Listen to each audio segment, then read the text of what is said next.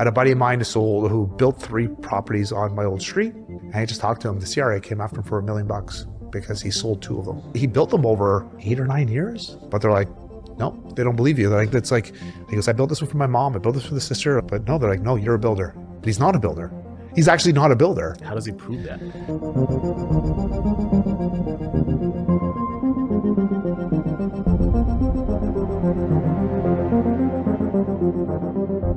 Welcome back, everybody. We are back in the DC headquarters for another juicy episode. And this week we're talking about rent control. It's something everybody has issues with. People move into new buildings. They're just living on the edge, not knowing what's to come. And then you have some people who are just like in their old pre-18 buildings and they're sorted, knowing like, this is what I'm expecting.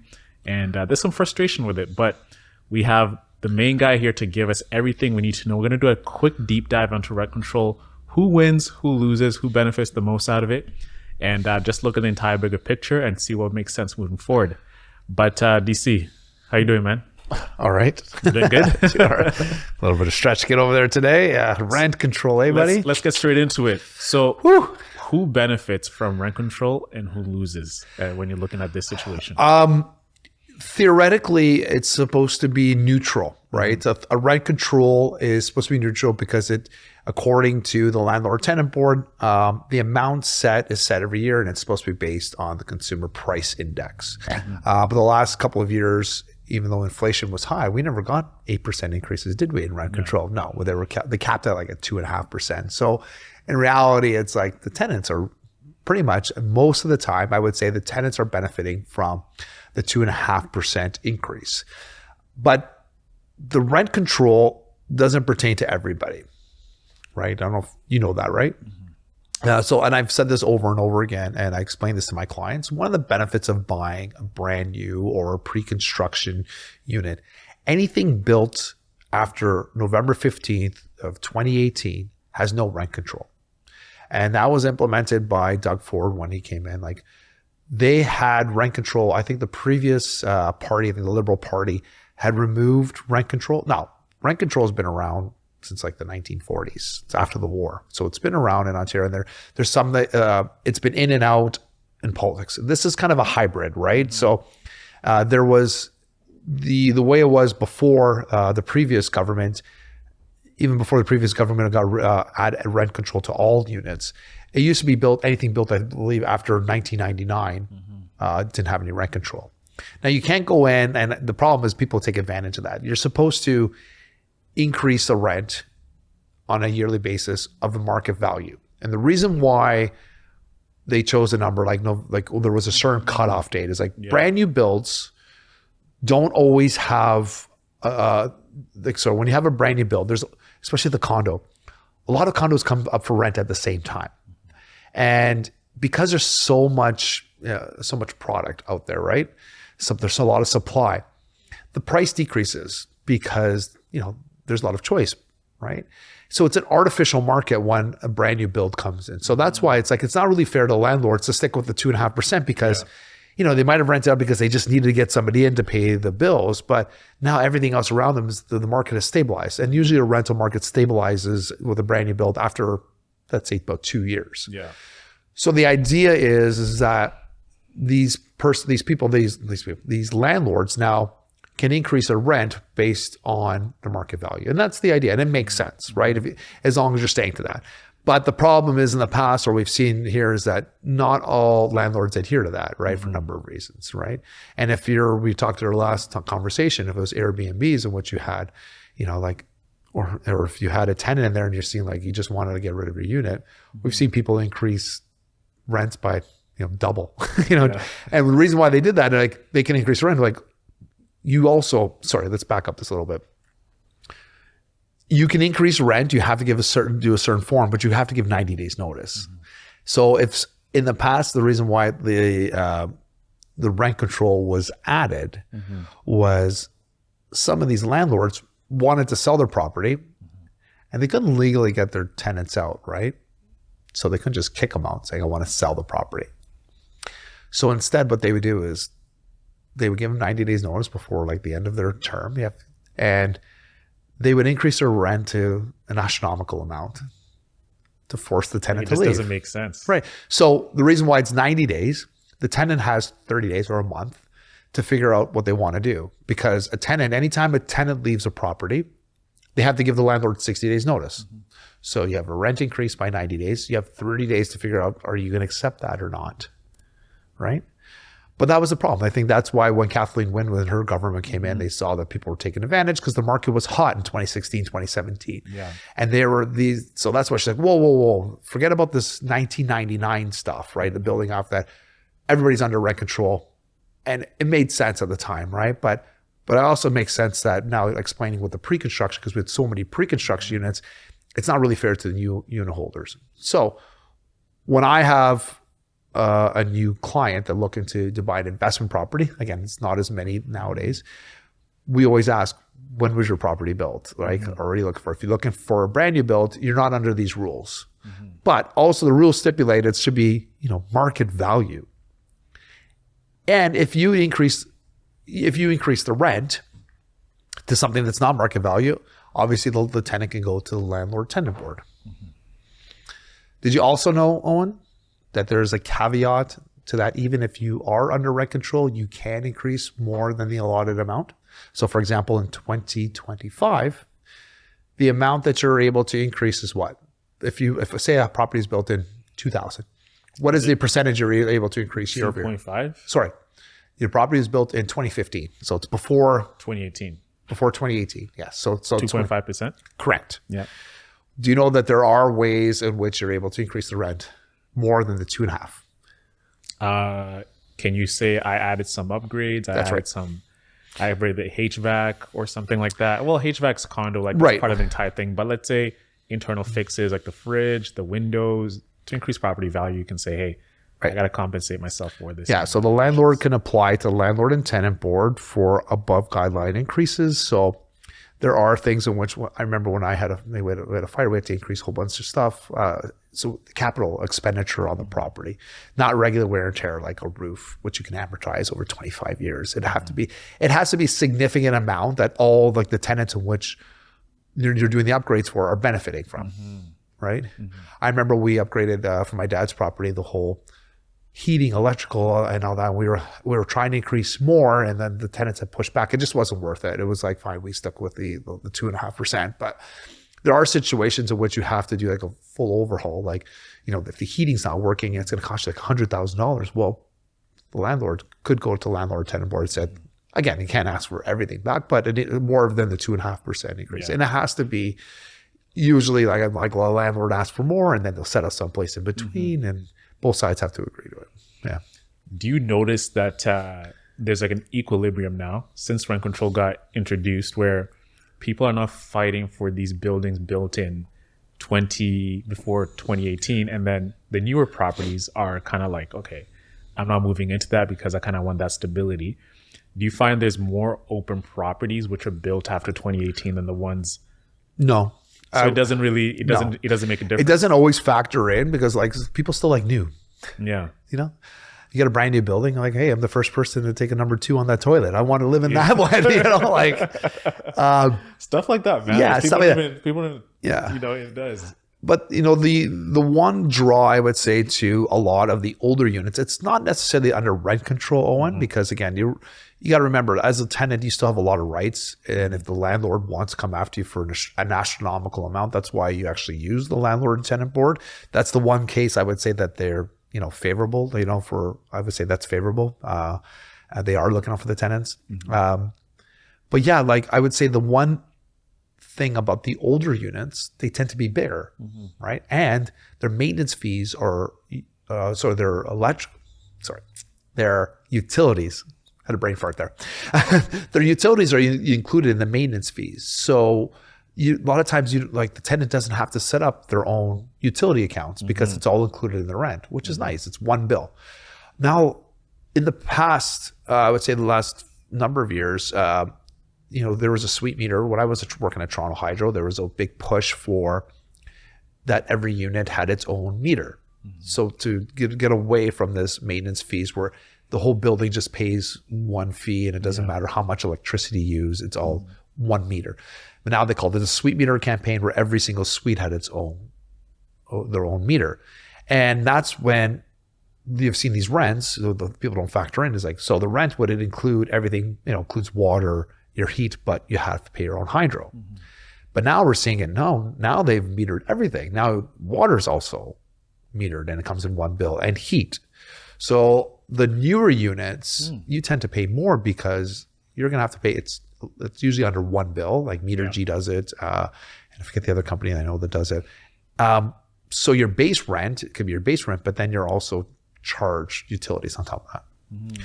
So there is advantage. I'd say that would be more an advantage, the size, and that the one bill, that's all you have to think about, is more an advantage to the older units. But you may not have as nice of a gym, or you might not have, the aesthetics may not be as grand, like you might not have 9-foot ceilings, but as a renter, you may not care about that, right? Yeah, that's something to think about as well. So it's not necessarily, I don't think a lot of times renters aren't looking to say like, oh, this is not under rent control, I'm going to back away from it. It's like, no, this one's pretty, this one's clean, this one's nice. That's because I had a couple of friends of mine who were actually looking, and they're like, I'm not trying to move into anything built after 2018. That was actually one of the key factors in the decision making. Interesting. Yeah, it's so common, right? Because it's common to your friends. I'm sorry, I would say because we deal with a lot of renters. Yeah, I may have come across a couple of them say that, but most of them are the opposite side. We're like, I just want something new. Yeah, that's the funny thing, and maybe we're doing, like, depending on the demographic we're working with, right? That's true. Yeah. I would say, yeah. So the demographic we're talking about here is like 20s, like early 30s, and they kind of want to maintain their little babies, kids.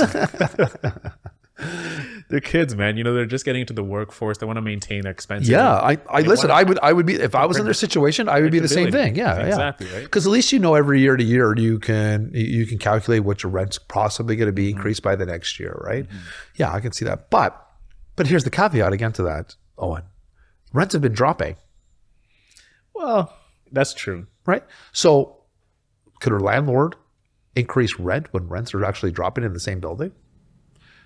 You have a case, right? So I'm saying I'm playing devil's advocate here. It's a double-edged sword, right? We saw how the rents had dropped 9%. And the reason why rents had dropped, again, because they went really high after COVID because of scarcity, and then with the increase in interest rates, people could no longer afford to purchase, and they opted to rent.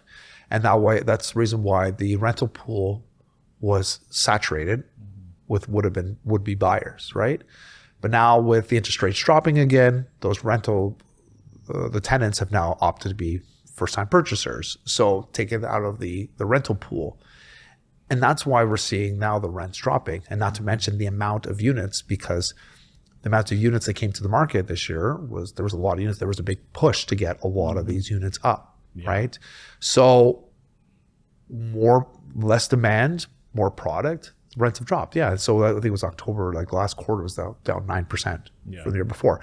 Again, that's because we had historically high rents, right? So we had that whole conversation on that. Yeah, of course. Do you see some landlords operating at a loss? Oh yeah.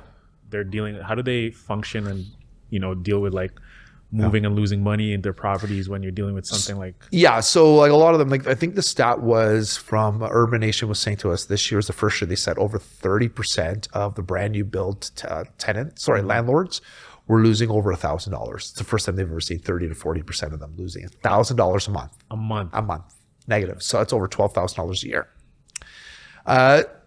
Real estate's always been a long-term investment, right? And this is one of those hills and valleys you might have to deal with, right?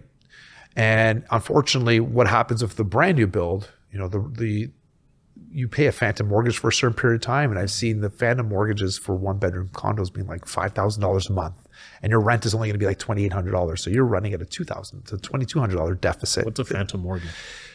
Okay, so a phantom mortgage, that's a new term you've introduced. I've never heard that. It's called the occupancy fee. Occupancy, okay. Yeah, so phantom mortgage, we call it a phantom mortgage because you're paying like the rent to the unit, to the builder to hold on to unit before you registers in your name. Gotcha. And the rent, the rates are crazy high. Like we had our phantom mortgage, we thought it was high. We were paying $4,000 a month. We're renting it for $2,800 for our 2-bedroom. $4,000, we were losing $1,200, right? Until we got rented out. But anyway, but I've seen them over $5,000 for 1-bedrooms, right? But what we've seen is we know that what I've seen with my investors in order to mitigate that loss is do a shorter term mortgage. And the shorter term mortgage is going to be higher in interest rates. So that's why it's a little bit, it hurts a little bit. But at the end of the 2 years, we have seen that the rates have been dropping. And then remember, you're paying some of your principal down as well. So in 2 years' time, the amount that you're paying of a mortgage is going to be less than you're currently paying if you did a 5-year plan, right? And then the rates are going to drop. So that'll help with it. And then hopefully rents will start to increase in the 2 years as well. So you have your mortgage payments decreasing with rents increasing.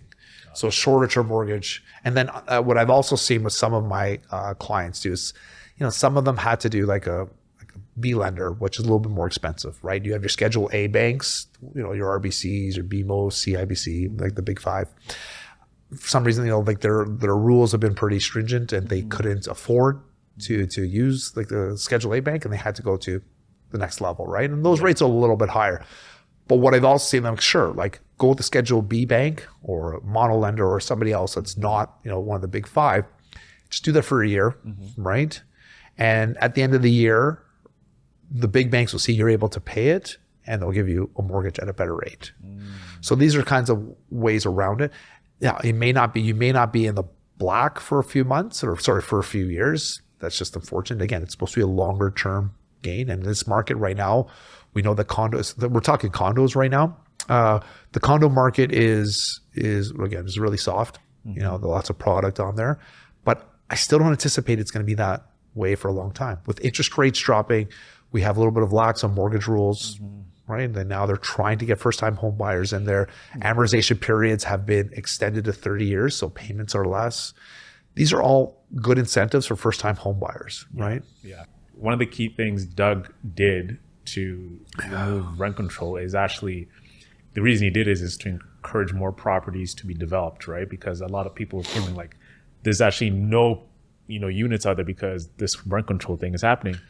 Do you feel like now with more inventory out there that possibly that rent control can actually come back and actually, okay, we have an excessive amount of properties out there.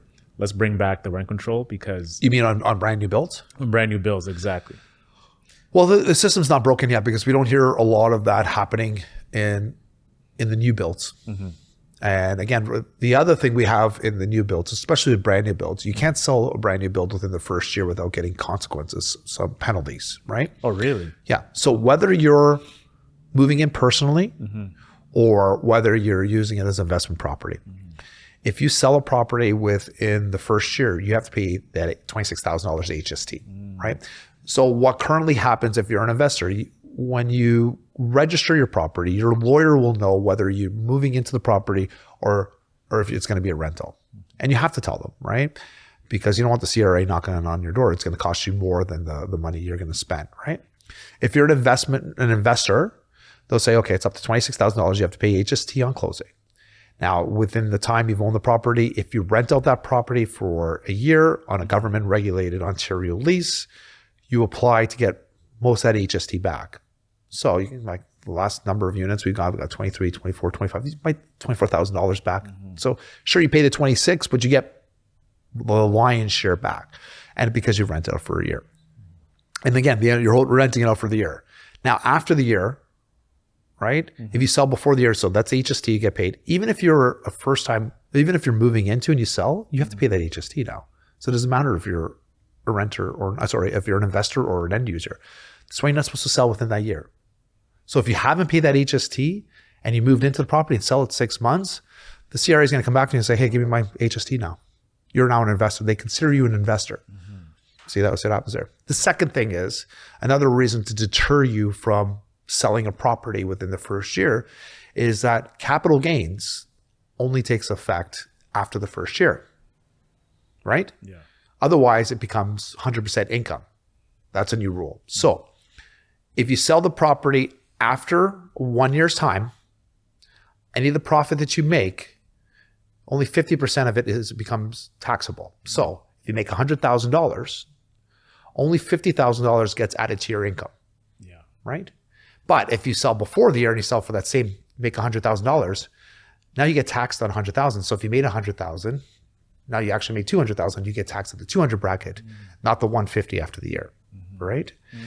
Now, principal residence, the same thing, same rule applies. Now, Jason will tell you like the actual rule is 18 months, but being simplistic, it's supposed to be a year, but for a year and a half makes more sense just to be safe, right? But I'm using simplistic terms. For principal residence, same idea applies.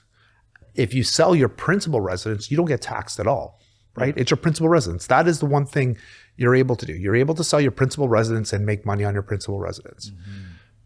But if you sell before the year, it's not your principal. They don't consider it a principal residence. They consider it an investment, and you'll get taxed 100%. Now, that being said, the caveat to that as well is you can't be moving house to house every year. Now the CRA will say, no, you're an investor, and they'll come after you. And they're always watching. They're always watching. How often do you see that, by the way? More often now than you think. Really? I had a buddy of mine who built 3 properties on my old street. And I just talked to him. The CRA came after him for $1 million because he sold 2 of them. And he built them over, was it like 8 or 9 years? But they're like, no, they don't believe you. They're like, he goes, I built this one for my mom. I built this for the sister. I'm like, but no, they're like, no, you're a builder. But he's not a builder. He's actually not a builder. How does he prove that? Well, we had to write letters to CRA and stuff too. But again, he's fighting it, but again, they're coming after him. Damn. So be careful, the CRA is getting smarter there. And I'm not joking. They were actually knocking on people's door. The other thing is people were doing as well. Actually sent people to knock on the door. They were saying, say you and I, say we're married. We're same sex couple. What's up, Bella?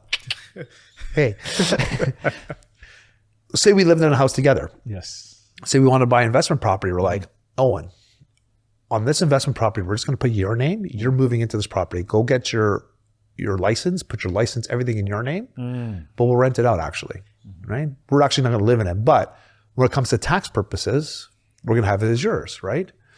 The problem with that was in the CRA was actually going, we're not going to, if you had a tenant on there, oh my God, they would come after you, right? And then now that's why now they make sure that before they never used to, they put how many residents you have on there, and you can only have one primary residence. And anyway, there's ways around it. So there's people trying to figure ways around it, but the CRA is catching on, and they're like, no, you can't do that anymore. So there used to be ways like, oh, put this in my sister's name, put this in so-and-so's name. They're literally knocking on doors and going after their money. Well, money, but anyway, you know what I mean. I'm just shocked at how sophisticated they are with so many people in Canada and many people like buying properties and selling properties all the time that they're actually just keeping a tab of every single thing that you're doing. I mean, I know how sophisticated they are, but I didn't know they go to this detail where they'll physically come to your door and actually hand yo, give me my money, pay up. Yeah. And $1 million. Yeah. Like, how do you even react when someone's actually... Well, it took a while to get to the $1 million, but anyway, but yeah, because he sold 3 homes. He had to pay that money. Well, because he didn't... so the thing with my friend is that he never reported any of them as capital gains. Yeah. It was all straight income. Yeah. And he was selling these properties for like $3 million. Like 2.7 he sold for one, 2.1 the other one, and he lived in the other one. So they're like... So if you think about the income he made on those, even regardless if he lived them, the tax works out about that much. And they're about right. If it was an investment property, it was, rented wherever it was. Yeah. So, yeah. Even though they make money on land transfer tax and all that other stuff. But yeah. One thought that just came to my mind right now is like, as you're talking about, you can't sell within the year because of all these incurred costs. One of the things you've always stressed is like real estate is like a long-term game. But as I'm hearing you talk about this, there's a lot of dark things about real estate that can come up, like these crazy costs that come up from nowhere. And then you're seeing, let's say if you want to sell with the whole capital gains rule being added, what is it now, 60% or something? I don't think it's not been really implemented yet. It's supposed to take effect like next year, I believe. I'll be honest with you, every time I just kind of fluff it off because we know it didn't take effect yet, right? Yeah. So, and now because our buddy Trudeau has, basically held our government hostage, nothing's been done. Yeah. And who knows what the F Carney's going to do. Yeah. I'm not looking for Carney at all. I'm hoping so. I know people don't love Poilievre and all stuff. And the one thing I loved about Poilievre is that if he actually comes and says and does this, if he changes our income tax to 35%, as it is like a 54 for us in the 54% bracket, like we'll be singing their praises. And like, it's an extra 19% in our pocket is huge, huge. And this is for the tax bracket after like, was it 100 and something thousand? Something like that, yeah. Yeah. Yeah. So as I was saying, right, with these rules being implemented, these costs, someone who's looking at real estate, they are always thinking of the upside, but there's also like a downside now, which is actually making it 50-50. Is it true when I say, hey, this cannot pan out the way you think it's going to pan out because of all these different rules of if I No, because I wouldn't say that, Owen. What you need to know when you're buying real estate, know what your game plan is. And that's what you need to figure out. And then if it doesn't, like if you came to me and you said, I'm going to buy this house, I'm going to flip it. And like within a year, I'm like, well, here's the risks. And it's very risky. And unless you're in a market like we had in, between January and February to 2022, that's just not going to happen, right? Like historically, that's not going to happen. Historically, you're only in the money after the first 2 or 3 years anyway. Like you're breaking even at that point between land transfer tax and between paying your realtors and all the, and not to mention all the property tax, et cetera. Like after the first couple of years to sell your property, it just doesn't make sense, right? I had sold a property back in 2019. It was on the TV show. We sold it for 2.17. The couple got divorced 2 years later, and I think they sold for 2.8. No, sorry, 2.3, 2.35, something like that. They lost a couple $100,000. Even though on paper, it looked like they made a couple $100,000, but you factor in the land transfer tax they had to pay, you factor in the realtor, et cetera, they lost a couple $100,000. Now, one more example. A friend of mine, she just sold a property. Her clients had purchased it earlier, like last year, for 3.1. Remember, now in Toronto, 3.1, you have land transfer. There's a higher land transfer tax, right? So there's a third tier. So let's call it $150,000 in land transfer tax, right? They moved to be closer to their son. Their son ended up moving out to Alberta, to Calgary. So there's no need for them to live in this house. So they're selling the house. So they put up for the market. They just try to get their money back at 3.1, right? Because they're moving to Calgary. I would have rented out the property because the market was kind of soft over 3 million in that area. Anyway, the long story short, they sold 2 weeks ago for 2.8. So people think like, oh my God, they lost 300,000. I'm like, no. Factor in the land transfer tax and the realtor fees, it's closer to $600,000 they lost. And they've only, because again, they sold the property within the year. Like there's no getting that money back. It's just, it hurts, man. It hurts. So, what people think when they rent out these properties, right? It's going to be like a cash flow kind of thing. How often do you see people actually in the positive cash flow when they, let's say, which type of property? It's condo, let's say condo, because you have a better chance at a resale property right now to be in the black. You do, because of the amount of inventory we have currently. But even some of those guys are in the more amount of inventory. Some of my clients purchased, and they did the strategy. I said they went to one lender, and like now they're going to be in the money after 2 years. So I would say not a lot of them are in the black. I would say 95% are going to be in the red. Like even if you're breaking even, I consider that the red. So a lot of these are just buying the property just for the increased value over time, right? Yeah, I would say for like most first-time home buyers, buy a property now, get into a condo, live in it for a couple of years. When the market starts to go up, then rent it out. Because what happens, like your capital gains only starts and the property is older than a year, so you don't have to worry about the rest of that stuff we talked earlier about the HST and all that. Because the HST I talked about earlier was just for a brand new build. There is no HST on a resale property. Okay, resale, it's done. If you're a younger person like yourself, you want to move into a condo, live in there for a year or two, right? And then the market starts to go up, right? When you move, say you want to pull equity from your property because now say it's gone up, you can pull equity to purchase something else. When you move out of that property and then you rent it, that's when your capital gain starts, right? Got you. Right? Nice. And that's when it starts. So we usually run the numbers for you and say, okay. So you would say to me, so O and I were like, we got into a property, we just bought something else. Okay, his tenant's moving in February 2024. I run their numbers, or 2025. Here's what the going rate was at this point. And then when you sell it, we use that number over as the benchmark. So hopefully when you buy it now, I say you sell it in 2 years, it's gone up, but we start using, you don't pay capital gains when you purchase. It's only when it turn into a rental. As we work towards wrapping up, any parting words for individuals looking to rent a condo, rent controlled or after rent control? give both perspectives on both sides of the property. People are considered, I personally think it's like, to me, it doesn't matter. And I would say as a renter, I wouldn't think it matters because again, you still have, even with ones that are not rent controlled, they're not going to be astronomical amount, especially in this market we're over here. It's like they can't increase your rent by double, right? But it's always good to get to know your landlord anyway, to find out, like, ask questions. Are you looking to sell anytime soon? Like, do you have any family members, etc.? Like, you just never know. But there's always going to be circumstances, no matter when you're renting, that maybe your landlord needs to move in. You're going to be out of a place anyway. So regardless if it's rent control or not. But I do like the rent control ones. If you are looking for rent control, look for something then maybe that it's all inclusive in there too, and budget accordingly. I think that's good for people. But at the end of the day, guys, no matter what you're spending on rent, don't do it for more than a couple of years. I've said this over and over again. Like I just said to Owen now, if you're purchasing a property now, you're getting a good deal. We ran the numbers before. Even if you're spending a little bit more on cash flow than you would be renting, over the long term, you're spending way more on interest paying for as a rental. It just doesn't make sense over the long term. Get into a rental if you want to feel in an area, have a new partner, want to like a new job, etc. You're not sure where your financial situation is. That makes sense. But if you're stable, I still think real estate is huge investment. And that's what I would go after, something which is brand new, because newer always sells for more than old. So if you're looking to purchase, get as new as you possibly can. Amazing. And we know who to go to when they're looking to purchase. Yeah. You don't have to plug me in. If they want to come use me, great. I service everybody. I always laugh at people that they're coming to like, oh, you do condos? I'm like, yeah, I just sold a condo for $400,000. I'm like, yeah.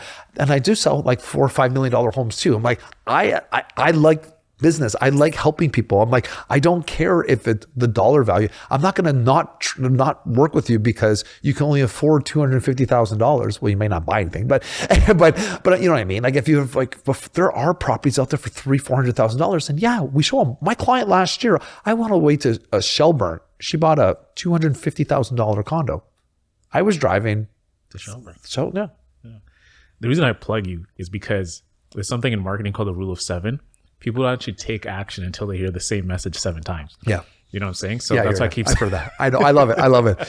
Owen, keep plugging me, buddy. Keep plugging me. You know the information. It's going to be in the description here, the link to the IG, to the email, to the website. You know where to find DC. And we'll see you in the next episode. We talk about finding fulfillment. A little bit switch up from the real estate, but it kind of ties in together with the day-to-day grind of living. So we'll see you guys next week. Peace out. Peace.